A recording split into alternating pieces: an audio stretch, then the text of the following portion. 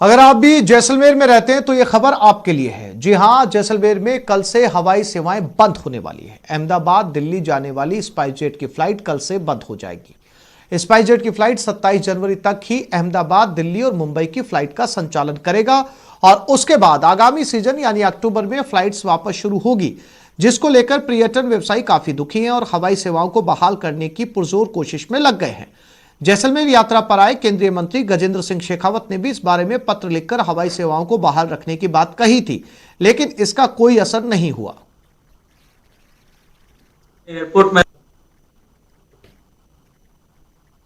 मैंने airport manager को भी एक निर्देश दिया है कि वो पिछले 3 महीने की जब से फ्लाइट्स चालू हुई थी तब से लेकर के अब तक की एक बार पैसेंजर लोड का चार्ट, वीकली चार्ट बना करके देंगे। तो एयरलाइन कंपनी से और एविएशन मिनिस्टर दोनों से इसके बारे में बात।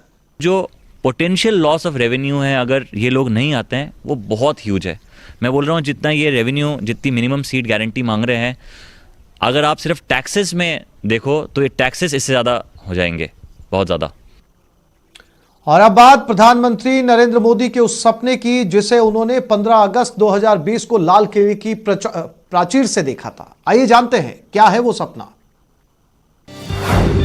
पीएम मोदी का सपना हो रहा साकार। सरहद पर साकार पीएम मोदी का सपना।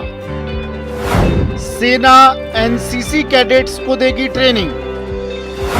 एनसीसी भर्ती प्रक्रिया में दिखा छात्राओं का जोश। ये जोश, ये जुनून और ये जज्बा पीएम के ड्रीम प्रोजेक्ट को पूरा करने के लिए है। ये वो छात्राएं हैं जिन्हें अपनी कॉलेज की जिंदगी में ही खाकी पहनने का गौरव मिलेगा। सरहदी बाड़मेर के एमबीसी गर्ल्स कॉलेज की छात्राएं प्रधानमंत्री नरेंद्र मोदी के ड्रीम प्रोजेक्ट के लिए मेहनत करती नजर आई। इन छात्राओं का जुनून और मेहनत इन्हें उस टीम का हिस्सा बनाएगी जिस टीम के बारे में प्रधानमंत्री नरेंद्र मोदी ने सपना संजोया था। एयरफोर्स है, पुलिस है वगैरह, इसमें भी ये सब दौड़ वगैरह होती है, तो हमें पहले से भी एक्टिव रहना चाहिए। इससे एनसीसी से ये फायदा है। सर मैं ही हूँ और मेरे पिताजी से मुझे ये प्रेरणा मिली है। सुबह मैंने तो मना किया था पिताजी को, फिर मेरे पापा ने बोला और मुझे गाइड किया। इसलिए मैंने, पापा ने बोला कि ये इसमें ऐसे लड़का लड़की कुछ नहीं होता, ये हमारे लिए ही सही है। और जैसे आगे कोई एग्जाम वगैरह होते हैं उसमें भी ये फ़ायदा है, जैसे एयरफोर्स है, पुलिस है, उनमें भी ये फ़ायदा ही होता है। सर बहुत खुशी है इसकी। प्रधानमंत्री नरेंद्र मोदी ने साल 2020 के अपने स्वतंत्रता दिवस के उद्बोधन में कहा था कि सीमावर्ती और तटीय क्षेत्रों में 173 जिलों में भारतीय सेना एनसीसी कैडेटों को प्रशिक्षण देगी। तटीय क्षेत्रों में नौसेना और जहां वायुसेना के अड्डे हैं वहां वायुसेना इन कैडेट्स को प्रशिक्षण देगी। इसके बाद सीमावर्ती और तटीय क्षेत्रों में आपदा से मुकाबला करने के लिए प्रशिक्षित नौजवान उपलब्ध होंगे। मिलिट्री ज्वाइन कर सकते हैं किसी में भी। मैं मिलिट्री स्कूल में पढ़ी हुई हूँ, तो वहाँ पे लोगों को देखा है, तो ऐसा ही है कि मैं भी एक ऑफिसर बनूँ आगे जाके।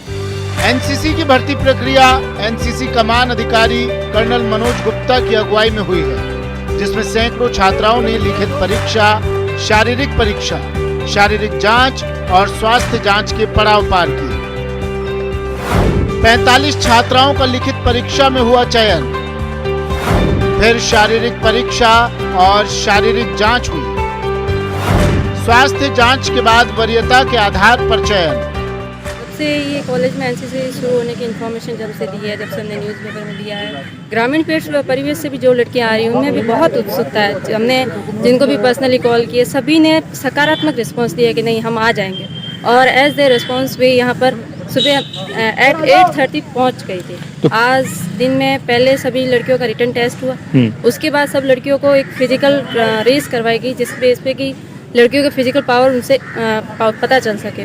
उसके बाद इन लड़कियों की शारीरिक जांच होगी, ताकि अगर किसी को कोई प्रॉब्लम है तो उसको पहले से ही बाहर कर दिया जाएगा। उसी बेस पे मेरिट बनेगी और फिर एनसीसी की एक बटालियन बन जाएगी। राजस्थान के बाड़मेर जिले की ये छात्राएं बेहद खुश हैं। अब इन छात्राओं को जल्द ही सेना से ट्रेनिंग और खाकी पहनने का गौरव मिलेगा। बाड़मेर से न्यूज़ 18 के लिए प्रेमदान की रिपोर्ट।